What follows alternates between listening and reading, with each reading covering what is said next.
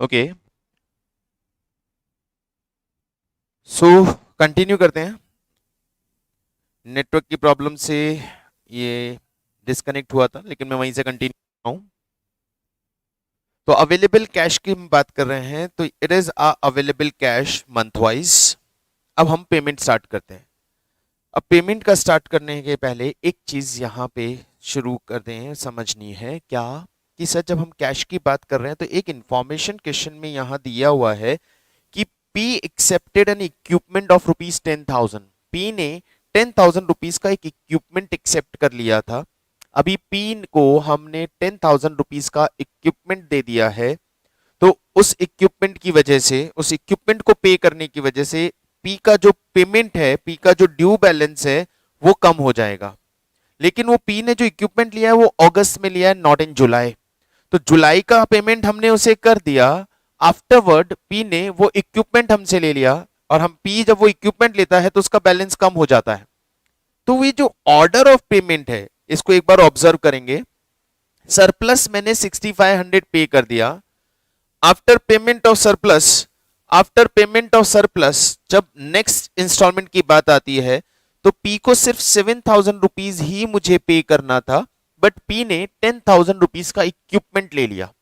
तो इसका मतलब पी को यहां का पेमेंट भी हो गया और कुछ पार्ट यहां का पेमेंट भी हो गया। बात समझ में आ रही है? पी को 3,000 ही पे करना था, लेकिन पी ने इक्विपमेंट ले लिया। तो इक्विपमेंट लेने की वजह से पी को ये वाला पार्ट 3,000 भी पे हो गया, और कुछ पार्ट इस 22,000 में से भी पे हो गया। अब जब ऐसी प्रॉब्लम हमारे पास अराइज होती है तो फिर हम कैसे मैनेज करेंगे, तो उस चीज को समझते हैं। सबसे पहले तो डिस्ट्रीब्यूशन स्टेटमेंट पे आ जाते हैं। Statement of distribution.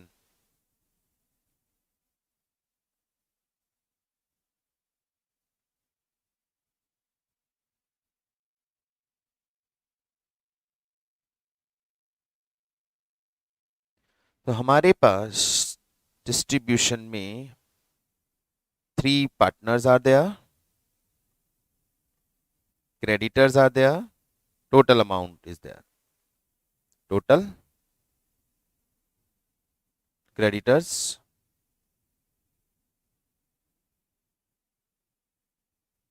then M N P. Balance. सबसे पहले हम यहाँ पे अपने बैलेंस के साथ चलें तो क्रेडिटर का बैलेंस मेरे पास है ₹17,000। क्रेडिटर बैलेंस इज ऑफ 17,000, और पार्टनर्स बैलेंसेस हम ऑलरेडी फाइंड आउट करके आए हैं 55, 37,500 एंड 31,500। 17,000, 55,000, 37,500 एंड 31,500। एंड अप्रैल में हमारे पास, जुलाई में, ओके, जुलाई में हमारे पास पेमेंट करने के लिए जो अवेलेबल कैश था वो हमने ऊपर कैलकुलेट किया है 23,500। ये रहा जुलाई का available cash. Now first payment will go to creditors. ये 17,000 हमने क्रेडिटर्स को पे कर दिया।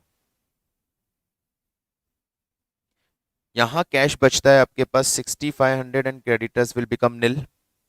प्रायोरिटी के अकॉर्डिंग ये जो सरप्लस जाएगा बी, ये सरप्लस जाएगा पी की कैपिटल को, P's capital.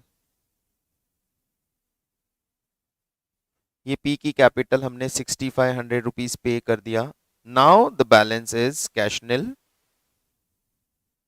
M N and P, और 31,500 में से 6,500 पी को मिल गया तो उसका रिमेनिंग बैलेंस है 25,000।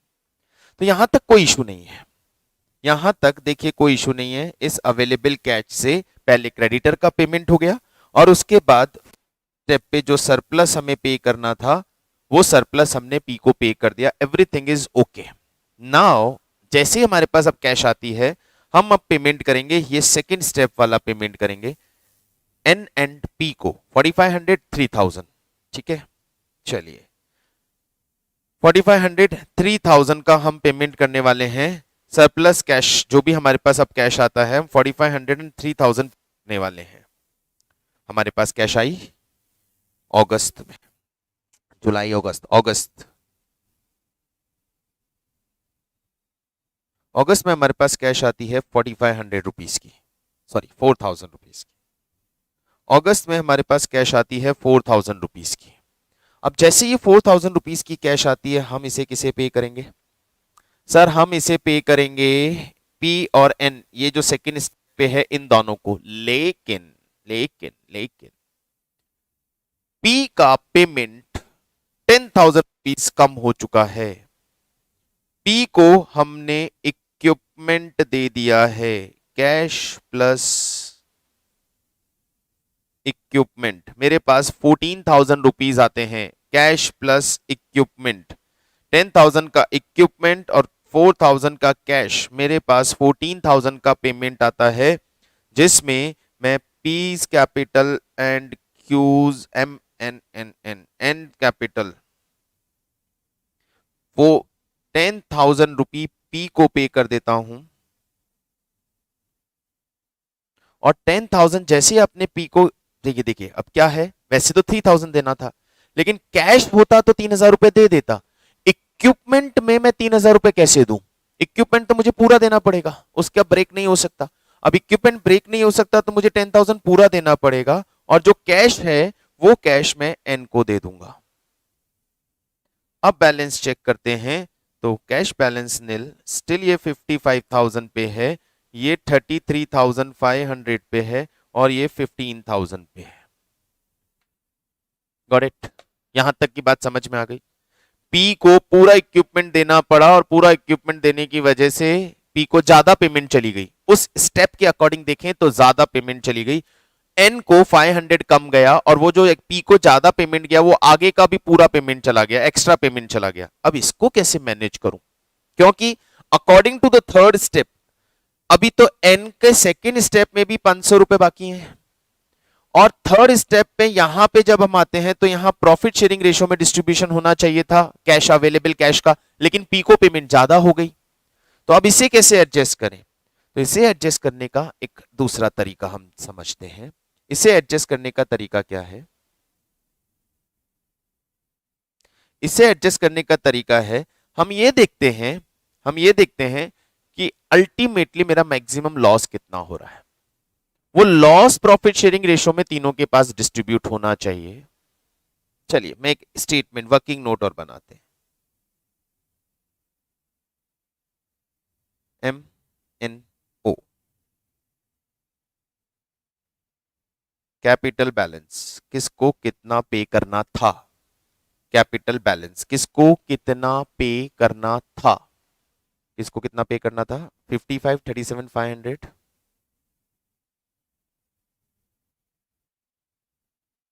और 31,500, ये इनको हमें पे करना था।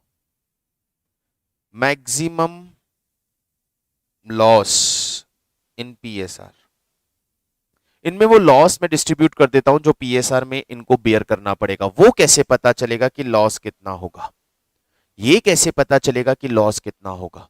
बहुत सिंपल सा चीज है, ये हमारे पास टोटल अवेलेबल कैश थी, प्लस 10,000 रुपीज का हमारे पास इक्विपमेंट था, ये सारा मिला के हमारे पास पेमेंट अवेलेबल था। चेक करते हैं, देखिए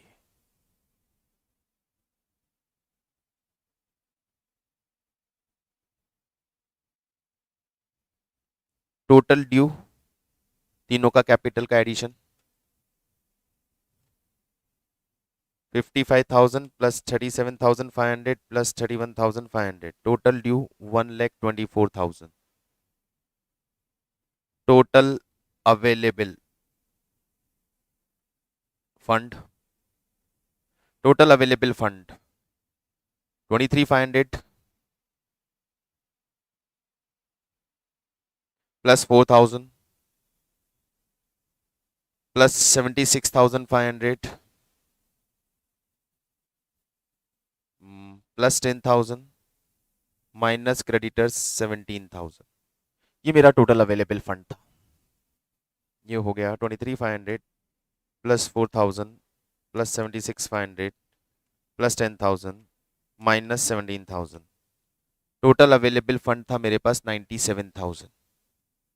97 यदि मैं पूरा अवेलेबल फंड इन सारे पार्टनर्स को दे देता तो इन्हें लॉस होता 20। ये मेरा रियलाइजेशन लॉस है, समझ में आ गया? It is my realisation loss. ये मेरा फाइनली रियलाइजेशन लॉस है, 27,000 इज माई रियलाइजेशन लॉस। ये मैं रियलाइजेशन लॉस इन तीनों पार्टनर्स में 5-3-2 के रेशो में डिस्ट्रीब्यूट कर देता हूं।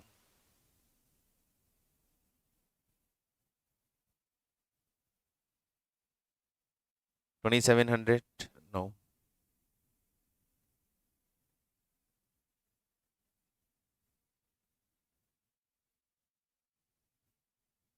13,500,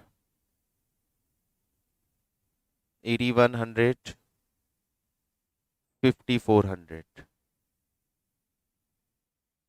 ये इनका मैक्सिमम लॉस बनता है, ये मैक्सिमम लॉस बनता है जो हमने डिस्ट्रीब्यूट कर दिया।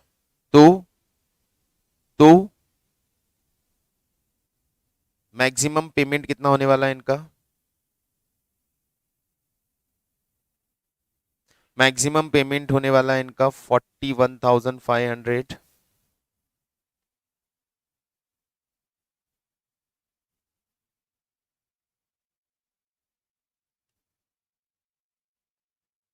$29,400,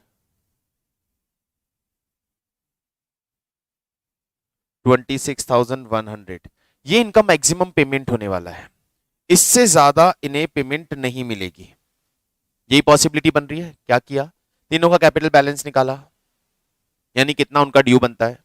फिर मैंने अवेलेबल फंड चेक किया कि मेरे पास टोटल एंड तक कितना पेमेंट अवेलेबल होगा।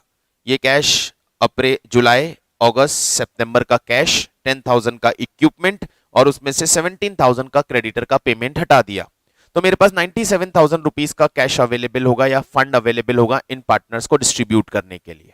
ठीक है, उसमें मैक्सिमम लॉस हमारा 27,000 रुपीज आता है, जिसे हमने पीएसआर में तीनों में बांट दिया। That means ultimately such partner will get maximum payment of this much, इससे ज्यादा इन्हें पेमेंट नहीं मिलने वाली है। अब इसमें से ऑलरेडी पेड, हम कुछ ऑलरेडी इनको पे कर चुके हैं। किसको कितना पे कर चुके हैं? एम को हमने कुछ पे नहीं किया, एन को हमने 4,000 रुपीज पे कर दिया है, और पी को हमने, पी को देखो कितना पेमेंट कर दिया है सर। पी को हमने 10,000 का इक्विपमेंट और 6,500 रुपीज पहले, टोटल 16,500 पे कर दिया है। ये इनका बैलेंस ड्यू। अब ये इतना अमाउंट इन्हें हमें और पे करना है।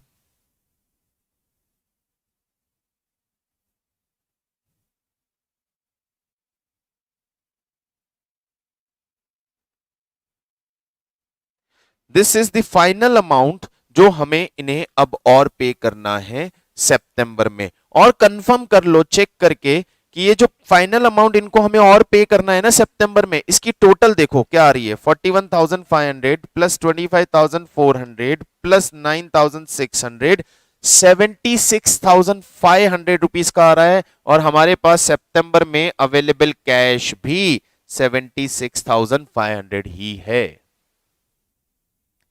यहां हम बात करते हैं सितंबर कैश 76,500 लेस पार्टनर्स कैपिटल। क्या क्या पेमेंट करना है, ये पेमेंट हमने यहां आइडेंटिफाई किया है। 41,500 हम इसको देंगे, और 25,400 हम इसको देंगे, और 9,600 हम इसको पे करेंगे। ये हो गया 76,500 का payment. And now you can analyse की रियलाइजेशन लॉस कितना आने वाला है।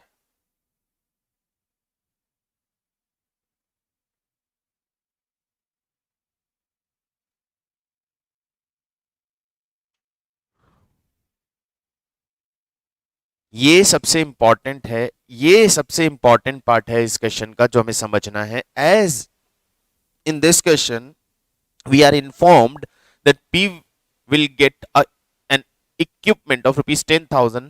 The value of equipment is more than the amount due to P at that point of time. P को जितना अमाउंट ड्यू था उस पॉइंट ऑफ टाइम पे इक्विपमेंट की वैल्यू उससे ज्यादा थी, तो उसने अपने नेक्स्ट स्टेप का पेमेंट भी ले लिया। In that situation next step पे जब हम पेमेंट करने जा रहे हैं, that is our last step, तो उस जगह हमारे पास कंफ्यूजन है because we don't have that sufficient fund to pay all the amount due of capital. तो सफिशिएंट फंड नहीं था मेरे पास, तो अब मेरे पास ये एक इशू आता है कि मैं कैसे डिस्ट्रीब्यूट करूं। इन जनरल हम वहां पे प्रॉफिट शेयरिंग रेशियो यूज कर लेते हैं डिस्ट्रीब्यूशन के लिए, लेकिन वो तब यूज करते हैं, वो प्रॉफिट शेयरिंग रेशियो हम तब यूज करते हैं जब पार्टनर्स का कैपिटल, जब पार्टनर्स का कैपिटल प्रोपोर्शनेट कैपिटल के लेवल पे आ जाता है। ये वाली स्टेज पे पार्टनर्स का कैपिटल प्रोपोर्शनेट कैपिटल के लेवल पे आ जाता है, बट यहां अभी पार्टनर्स का कैपिटल प्रोपोर्शनेट नहीं आया क्योंकि पी को पेमेंट ज्यादा हो गई। तो यहां हम डिस्ट्रीब्यूशन के लिए पीएसआर यूज नहीं कर सकते थे, तो हमने रिवर्स टेक्निक यूज की। रिवर्स टेक्निक यूज करने का मतलब हमने ये निकाला कि what will be the maximum loss partner has to bear, और अकॉर्डिंगली हमने उस मैक्सिमम लॉस को उनकी कैपिटल बैलेंस से माइनस किया। हमें पता चला कि किसका कितना पेमेंट बनता है, उसमें से हमने किसने कितना पेमेंट ले लिया वो माइनस कर दिया, तो लास्ट इंस्टॉलमेंट में किसको कितना पे करना है वो कैलकुलेट होके आ गया। Is it clear? So it's a very good question. यहां पे बहुत अच्छा इसका कैलकुलेशन वाला प्रोसीजर है, इसको थोड़ा केयरफुली समझिएगा।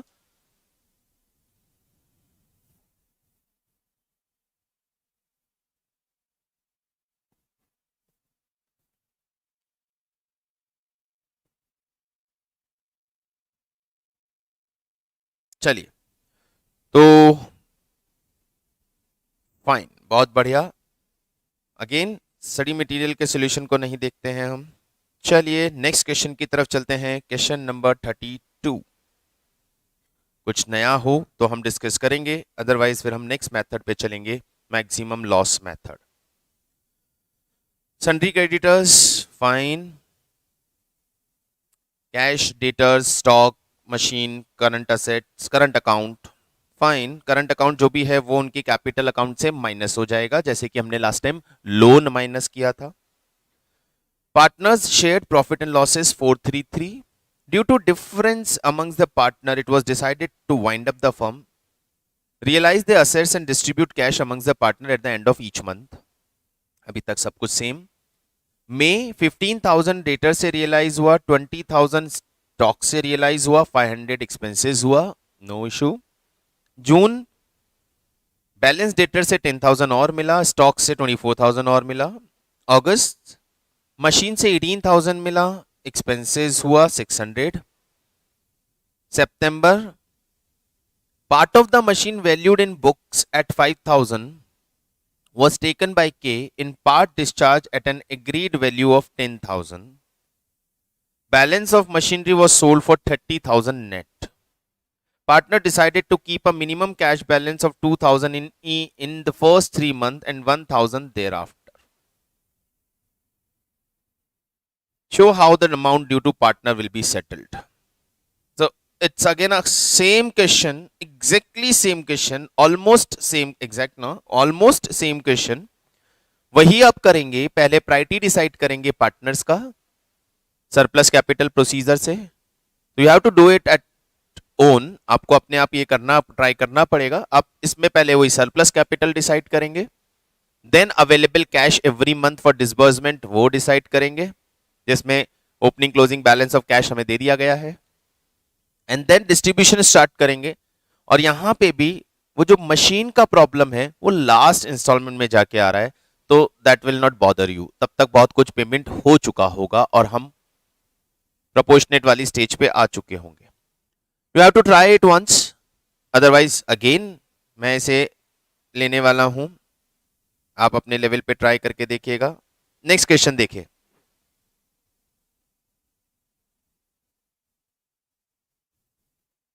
Read it.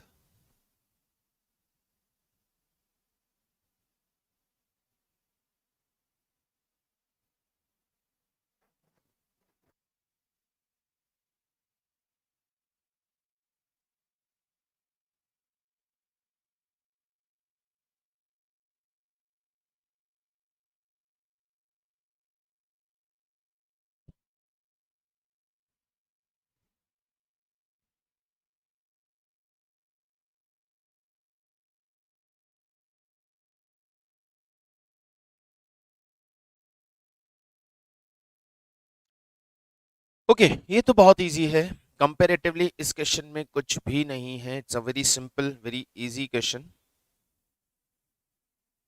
तो ये दोनों आपके लिए एक तरह से सॉर्ट ऑफ होमवर्क बन जाता है।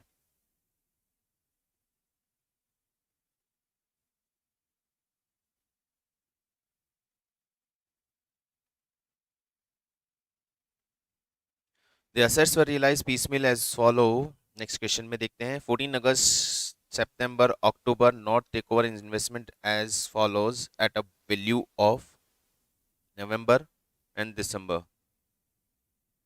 Resolution expenses were originally provided for an estimated amount of 2700, but actual amount spent on 25th October was 1920। The creditor was settled for 10,080। Same question। Proportionate capital method। चलिए मैं पहले एक example लेता हूं आपको, maximum loss method. I am explaining a new method for now, I am explaining a new method. पहले बात करते हैं इस मेथड के बारे में।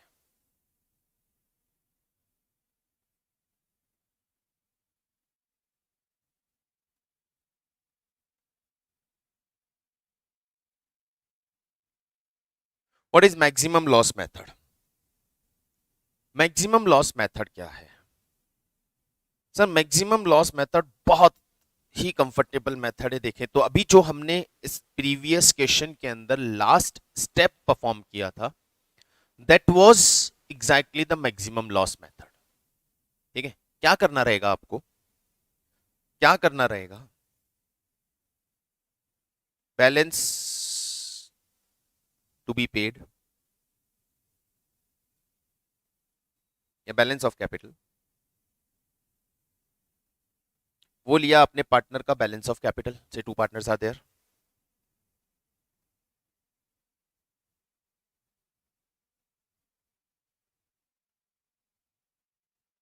टोटल, उसमें से लेस करेंगे available fund for cash for payment,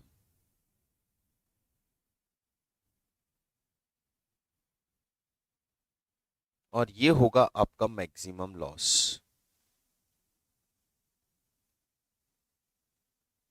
ठीक है, अब आप क्या करेंगे? अब लेंगे बैलेंस ऑफ कैपिटल इंडिविजुअली सभी पार्टनर्स का, लेस मैक्सिमम लॉस पीएसआर में। वो जो मैक्सिमम लॉस आया था उसे यहां हम पीएसआर में इनकी कैपिटल में से माइनस कर देंगे, और ये आ जाएगा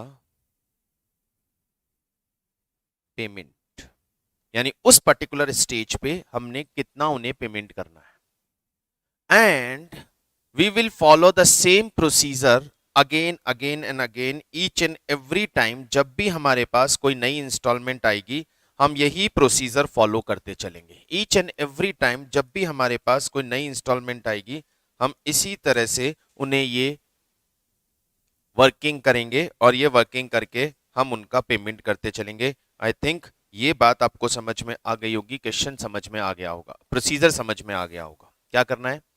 पार्टनर्स का टोटल बैलेंस कितना बनता है वो निकालना है, उसमें से टोटल अवेलेबल कैश माइनस करनी है, you will get the amount of loss. वो जो मैक्सिमम लॉस है वो पार्टनर में डिस्ट्रीब्यूट कर देंगे पीएसआर में, तो हमें पता चलेगा कि इस स्टेज पे किसको कितना कैश मिलने वाला है। We will do the same procedure again and again, each and every time जब भी हमारा उनका फंड ड्यू होगा हम सेम प्रोसीजर फॉलो करने वाले हैं।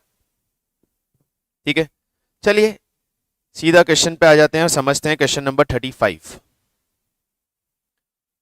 XYZ who was sharing in the ratio of 5:3:2 on 31st December 2012, when they decided to dissolve the partnership, there was a bill for 4,000 due on 1st April. There was a bill for 4,000 due on 1st April under discount. Other assets realized as under 1st January, 1st Feb, March, April, May, 5 times का payment आ रहा है। The expenses of realization were expected to be 5,000, but ultimately 4,000 only were paid on 1st May. The acceptor for the bill under discount met the bill on due date. Bill under consideration था हमारे पास, जिसको acceptor ने due date पे कर दिया, कोई problem नहीं है उस दिन हमारे पास।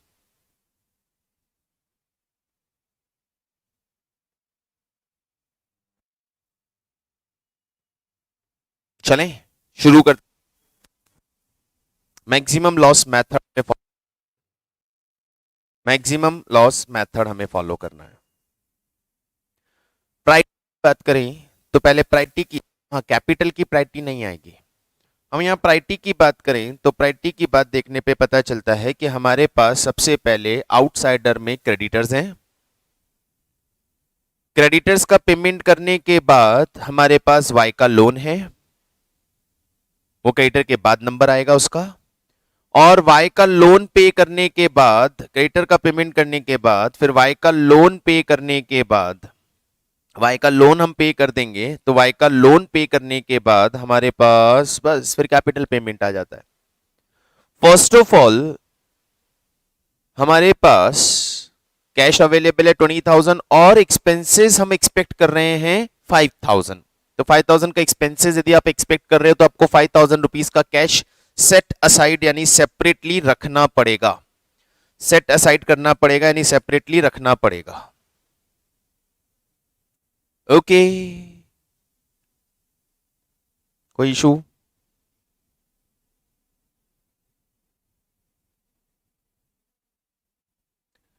कोई प्रॉब्लम? चेक कर लो।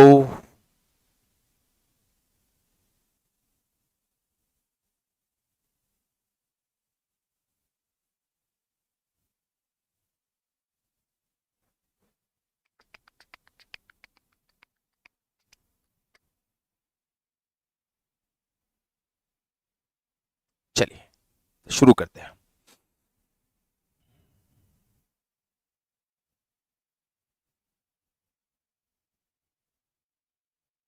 हमें यहाँ पार्टनर्स का पेमेंट दिखाने को बोला गया है, तो बाकी पेमेंट हम सेटल कर लेंगे। Question number 35।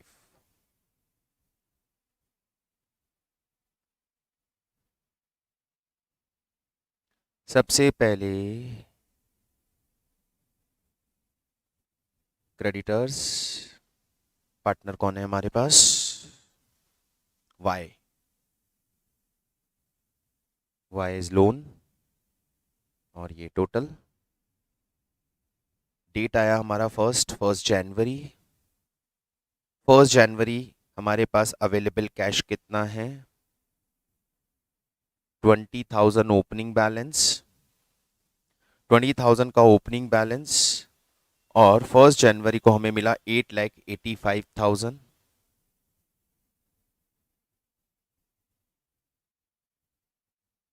8,85,000 plus 20,000 opening balance, और इसमें से हम लेस कर देंगे 5,000 प्रोविजन फॉर एक्सपेंसेस, या मैं अलग से स्टेटमेंट में लेस कर देता हूं।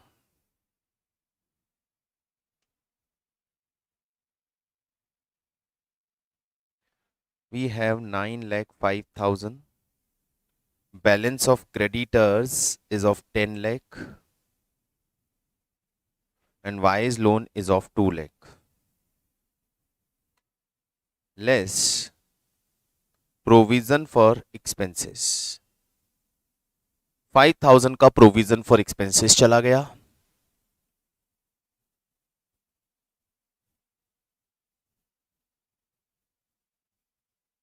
लेस क्रेडिटर्स, बचा हुआ 9 लाख रुपी हमने क्रेडिटर को पे कर दिया। क्रेडिटर का balance 1 lakh, Y loan 2 lakh.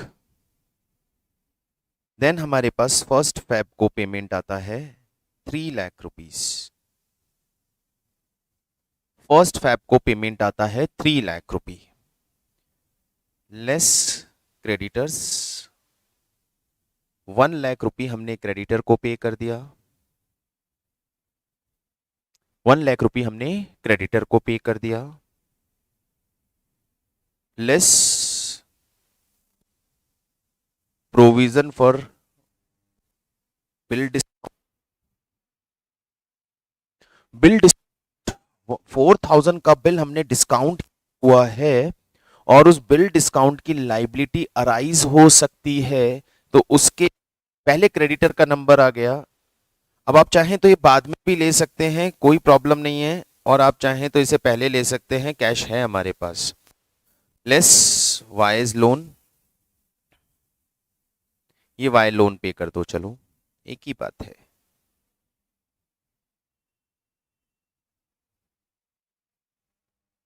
निल निल निल, यहां सारा पेमेंट हो गया।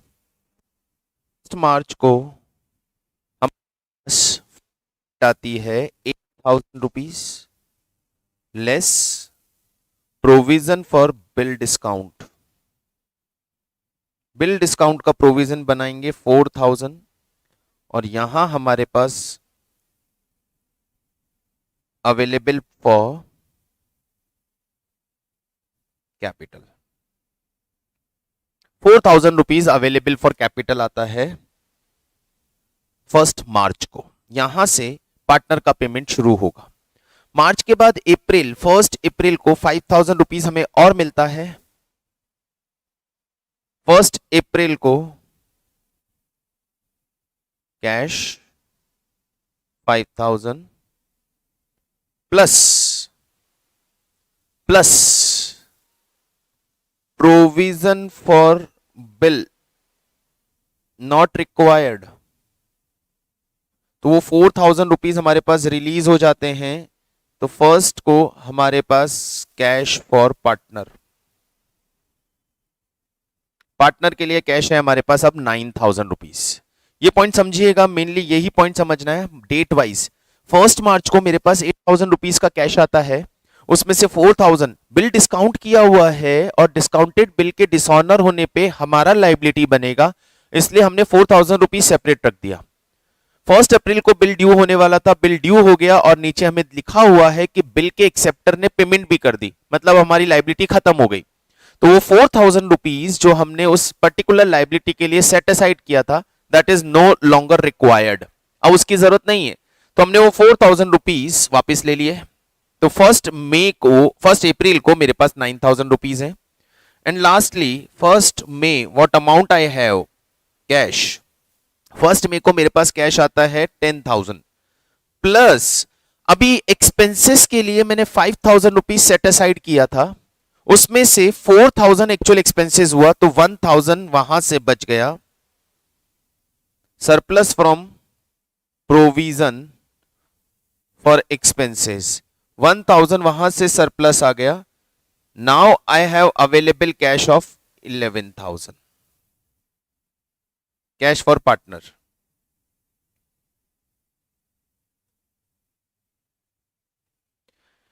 तो ये मेरे पास यहां तक स्टेटमेंट समझिएगा। पहले हमने आउटसाइडर्स लाइबिलिटीज को सेट ऑफ किया। आउटसाइडर्स लाइबिलिटी सेट ऑफ होने के बाद हमारे पास जो पार्टनर्स के लिए अवेलेबल कैश था वो हमने आइडेंटिफाई कर लिया। पार्टनर्स के लिए हमारे पास अवेलेबल कैश है मार्च में 4,000, पार्टनर्स के लिए हमारे पास अवेलेबल कैश है मार्च में 4,000, अप्रैल में 9,000 और मई में 11,000। On the basis of such available cash for the partners, ये जो पार्टनर्स के लिए हमारे पास कैश अवेलेबल है उसके बेसिस पे हम उनका डिस्ट्रीब्यूशन डिसाइड करेंगे, नॉट यूजिंग सरप्लस मेथड। यहां हम बात कर रहे हैं अब मैक्सिमम लॉस मेथड की। तो देखिएगा मैक्सिमम लॉस मेथड समझिए कैसे परफॉर्म करना है। तो यहां तक का ये जो पार्ट है ये तो कॉमन पार्ट है। पार्टनर के लिए अवेलेबल कैश हमने आइडेंटिफाई करके निकाल लिया है। Sort of cash balance eight the end of every month for disbursement तो निकालते हैं, वो हमने निकाल लिया। अब यहां से डिस्ट्रीब्यूशन शुरू करते हैं, distribution to partner.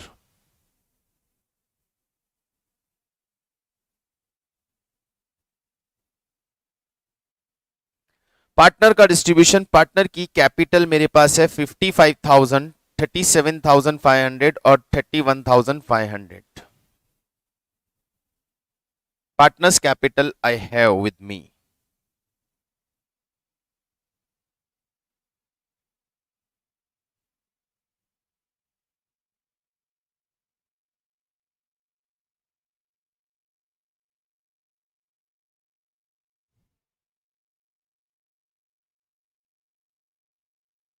what total amount available, what individual amount available.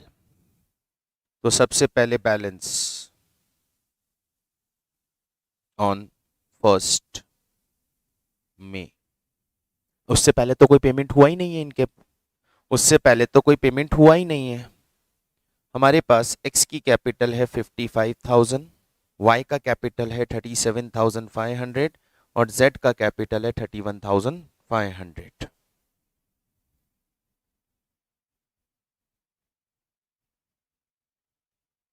Total capital 1,24,000 rupees.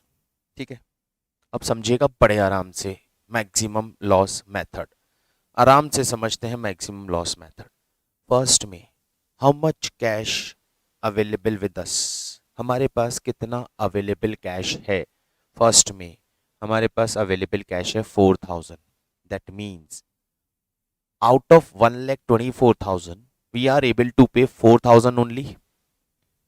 और यदि हम सिर्फ 4,000 पे कर सकते हैं तो इसका मतलब 1,20,000 रुपीज का लॉस होने वाला है पार्टनर्स को।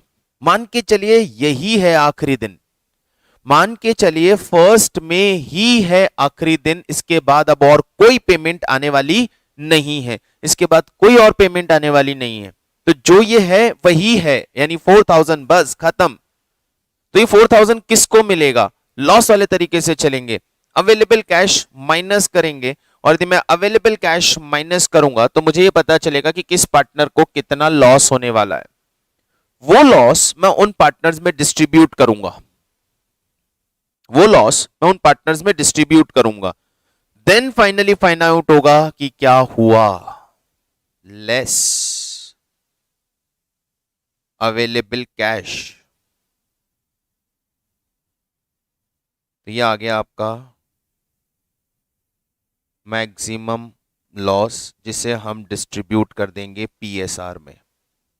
1,20,000 मैक्सिमम लॉस डिस्ट्रीब्यूट कर दो सभी पार्टनर्स में उनके प्रॉफिट शेयरिंग रेशो में। प्रॉफिट शेयरिंग रेशो क्या था पार्टनर्स का, 5:3:2। 60,000 का लॉस एक्स को बियर करना है, 36,000 का लॉस वाई बियर करेगा और 24,000 का लॉस जेड बियर करेगा। ओके, ये हमने इनको लॉस डिस्ट्रीब्यूट कर दिया। और जैसे आप ये लॉस डिस्ट्रीब्यूट करते हैं तो पता चलता है कि y की डेफिशिएंसी आ रही है, y नेगेटिव हो रहा है।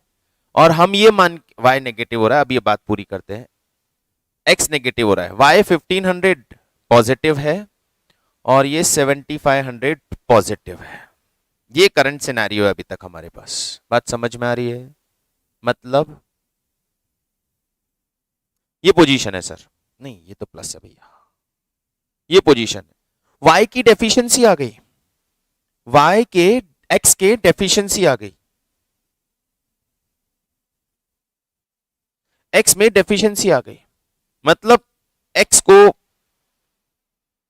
नॉर्मल प्रोसीजर आओ डिसोल्यूशन पे, नॉर्मल प्रोसीजर पे आओ डिसोल्यूशन के। यदि किसी भी पार्टनर का डेबिट बैलेंस हो जाए, मतलब उसकी कैपिटल से ज्यादा लॉस उसके अकाउंट में आ जाए, तो हमें उस पार्टनर को बोलना पड़ता है भैया लॉस ज्यादा हो गया, कैश लेके आओ। तो हम y की डेफिशिएंसी आ गई 5,000, x की डेफिशिएंसी आ गई, बार बार y आ रहा है यार, x की डेफिशिएंसी आ गई 5,000, हम x को बोलेंगे भैया 5,000 लेके आओ। लेकिन हम अज्यूम करेंगे यहां पे, हम अज्यूम करेंगे यहां पे कि x is not able to bring such 5,000 rupees, x ये 5,000 रुपीज लाने में एबल नहीं है। अब याद करिए इंसॉल्वेंसी का case, if partner is insolvent and not able to pay the deficiency, तो क्या होता है सर, उसका लॉस अदर पार्टनर्स, उसका लॉस अदर पार्टनर्स बियर करते हैं किस रेशो में, उसका लॉस अदर पार्टनर्स बियर करते हैं किस रेशो में, बोलो किस रेशो में। यदि किसी पार्टनर का डेफिशिएंसी आ जाता है और that partner is assumed to be insolvent, then the deficiency of that partner will be bear by all solvent partners in capital ratio. तो ये जो डेफिशिएंसी है उसे हम एडजस्ट करेंगे, adjust in Y Z in capital ratio. क्या capital ratio इनका? 375:315. 375:315 ये इनका कैपिटल रेशो है. इसकी डेफिशिएंसी यहां खत्म करो और ये डेफिशिएंसी उन दोनों में एडजस्ट करो. 5000 divided by 690 multiply by 375, 2717 and 2283. और जैसे ही ये डेफिशिएंसी हमने उन दोनों पार्टनर्स में शेयर किया, एक्स हो गए नील. लेकिन अब वाई की डेफिशिएंसी आ गई, वाई में भी डेफिशिएंसी आ गई, वाई में भी डेफिशिएंसी आ गई. इसका मतलब अब वाई को किम इंसॉल्वेंट मानेंगे? Deficiency of Y adjust in Z. ये वाई की डेफिशिएंसी जेड से एडजस्ट करो. वाई भी नील और जेड में आ रहा है 4000. ये आ गया वो 4000 रुपीज जो हमारे पास अवेलेबल था डिस्ट्रीब्यूट करने के लिए, वो हम जेड को पे करेंगे. क्योंकि जेड का कैपिटल बैलेंस लॉस बेयर करने के बाद, एफिशिएंसी शेयर करने के बाद और वाई की भी डेफिशिएंसी शेयर करने के बाद भी जेड का 4000 का कैपिटल बैलेंस बचता है. जेड की कैपिटल में 4000 का बैलेंस बचता है. दे दो, पे कर दो. Pay to Z, cash paid to Z.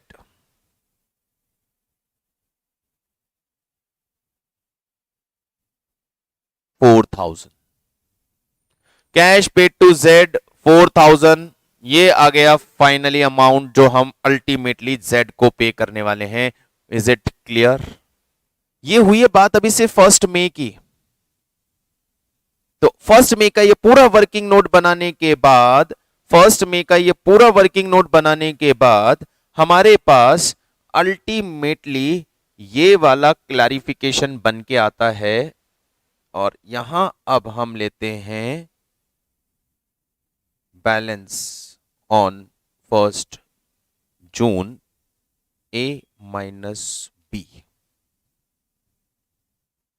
1 जून का बैलेंस अब क्या बचा? सर 1 मई को 1,20,000 ये पेमेंट हो गया. ये 1,20,000 बचा, जेड का पेमेंट हो गया. तो हमारे पास फाइनली 1,20,000 रुपए का कैश है,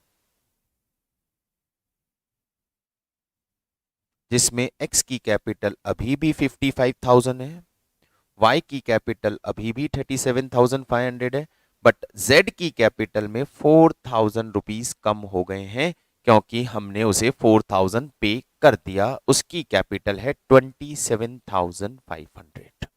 यहां तक बात क्लियर?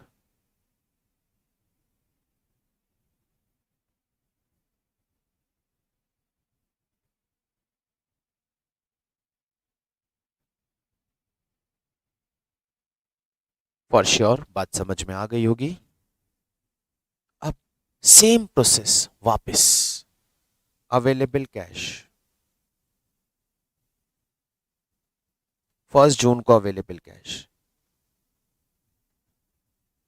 अच्छा ये सेम प्रोसीजर. 1 जून को available cash, here it is 9,000. तो अब 9,000 माइनस करते हैं. ये 9,000 किसको जाएंगे? वही प्रोसीजर से पता चलेगा. मैक्सिमम लॉस 1,11,000 532 बांट दो PSR में।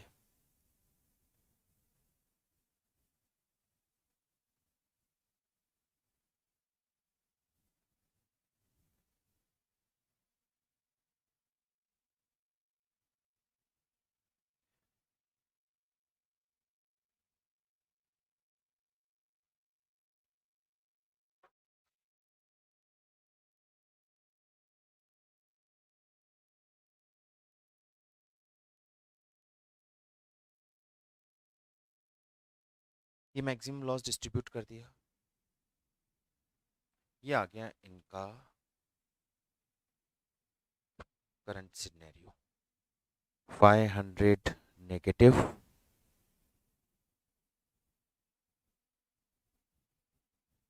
4200 पॉजिटिव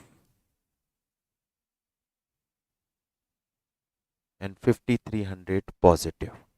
डेफिशिएंसी किस में आ रहा है? X. Deficiency of X adjust in Y Z, again किस में? उनके कैपिटल रेशो में। ये एक्स की डेफिशिएंसी फिर वाई जेड में एडजस्ट हो जाएगी उनके कैपिटल रेशो में।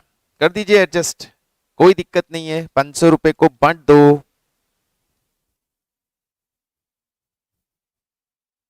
272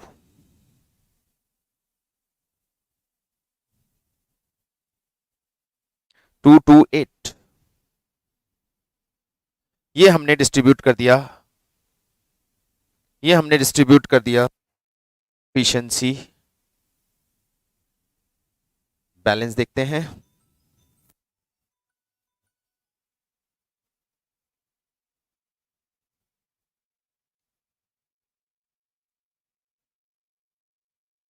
थ्री 978 5072 ये आ रहा है इनका पॉजिटिव बैलेंस। ये हो गया cash paid, D cash paid. ये फाइनली कैश पेड, ये कैश पे करना है वाई और जेड को। फिर देखते हैं balance.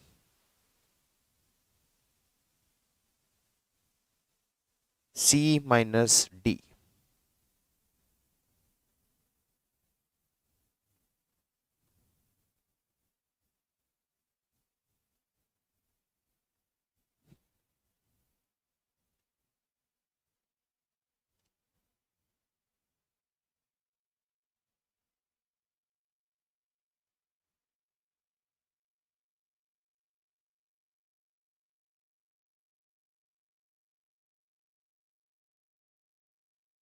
Here we go.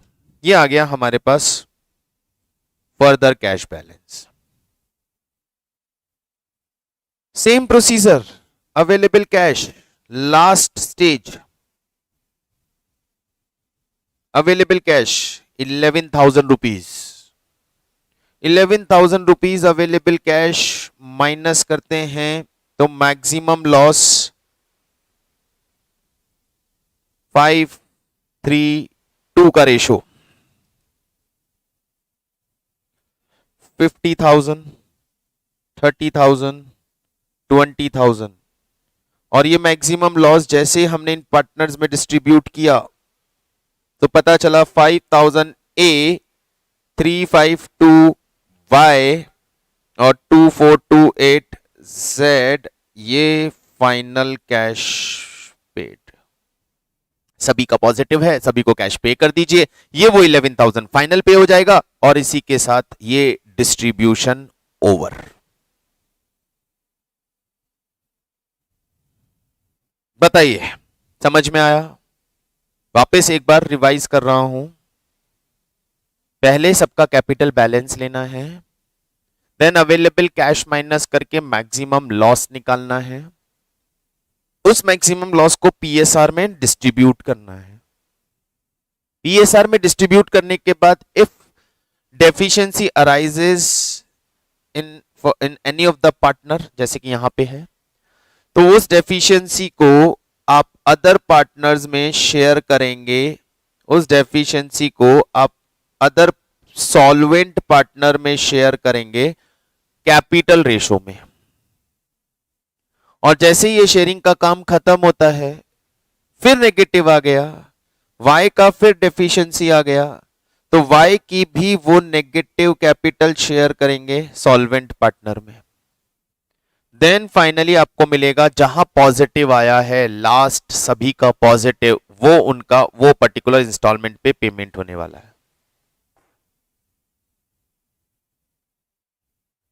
Next step पे आ गए, Z का पेमेंट फाइनल हो गया 4000, फिर बैलेंस चेक किया, same procedure, available cash minus किया, मैक्सिमम लॉस निकाला, फिर डेफिशिएंसी आया, ये डेफिशिएंसी कैपिटल रेशो में दोनों में डिस्ट्रीब्यूट हो गया, दोनों का पॉजिटिव आते ही ये पॉजिटिव पेमेंट हमने उन्हें दे दिया।